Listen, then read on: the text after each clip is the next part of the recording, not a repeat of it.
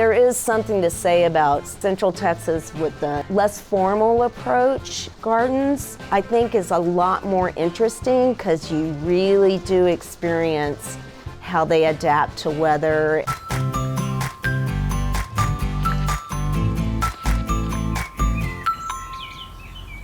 When I married Glenn, he wanted a place with a view. And so we got the view, we got the dramatic weather because we live in Central Texas, and Glenn got to build his house that he wanted to build. This is challenging because there's a cliff right there and there's 2 live oaks right there. We have a very small building area.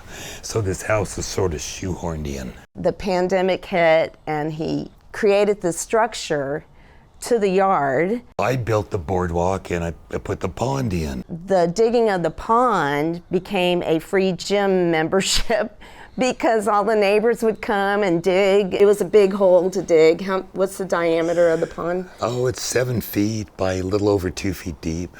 So we made it deeper so that the raccoons hopefully would not, have a feast.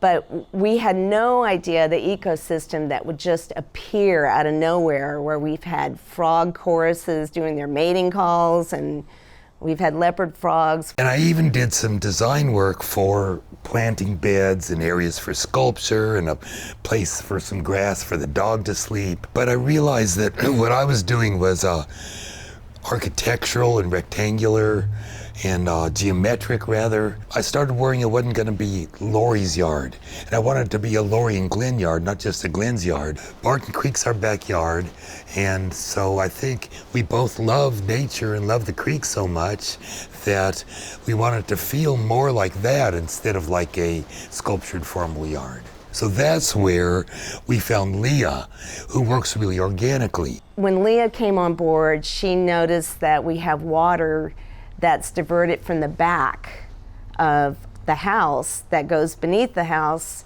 and it pours out into the yard. And she was the first person that thought about a dry creek. The dry creek adds this other element when those storms come through. It's awesome. In addition to building the dry creek, we also added some terracing with eastern cedar logs. They really help to stabilize the slope because they're very, very slow to disintegrate. Those are down below the pond and kind of all over the place to prevent more runoff. There was erosion because this is built on a steep cliff. The soil is pretty heavy clay. It's a mix of clay and rock, and it's something that I see a lot kind of near creekside properties in Austin, where if you're up slope from a creek, there will often be a weird kind of soil that is a mix of really, really heavy gumbo and limestone all mixed together. So it can be kind of tough to dig, but the good news is we had an unlimited number of rocks to use to build a dry creek bed and edging and everything like that. There's all these animals that show up, and putting new plants in can be a struggle because you want them to establish. The armadillos can come and just pull them up. So we've placed some of those rocks strategically around the plant so that they won't come and dig them up. But we do have a dog named Grover that puts an armadillo outfit on sometimes, and we've discovered he or the neighbor's dogs will also pull them up. So the rocks have been really helpful to get the plants established. So what we did was we kind of mapped out visually where we wanted to have focal points. There was a beautiful view that we want to emphasize. In another spot, there was some houses down the hill that we kind of wanted to screen off. So we were thinking of the vantage point viewed from inside the house. His office looks out into the garden, and their living room looks out into the garden. So this yard is their backyard, but it's really their primary focal point from inside the house. Glenn and Lori had the boardwalk in place, they had the pond in place, but they really needed to soften the lines of the boardwalk because it had some very hard edges. And so we thought about, how can we soften these hard lines and these right angles with some plants? I'd like for it to be more like a boardwalk in a natural environment that's there to preserve the planted areas around it. The light here it's dappled shade for the most part, and On this side of the garden, it's pretty heavy shade actually.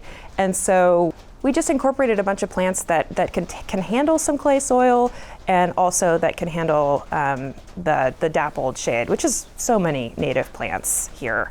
You've got a lot of mist flowers. We wanted to create a good balance of the warm season and the cool season. So we wanted to have plenty of things that would be evergreen or at least summer dormant and growing in the winter, like a good balance of those things. There's a bunch of bulbs. It was a fun idea to plant the Grecian pattern plant next to the Hoja Santa because the Grecian pattern plant goes dormant during the summer and the Hoja Santa goes dormant during the winter. We brought in some native ground covers like heartleaf skullcap, different kinds of sedges, and yarrow, and those are all really great for year-round interest. We have some blooming perennials that bloom in the spring and the fall for, to give some good food for the butterflies and bees and everybody. And I've noticed that in so many people's yards, they're starting to have like more community spaces out in their yard. And so this provides a really nice space to visit. Working with clay soil, you can amend it and you can do a lot if you keep adding compost. But there are some plants that are just never going to do well in clay soil. So you need to accept those limitations.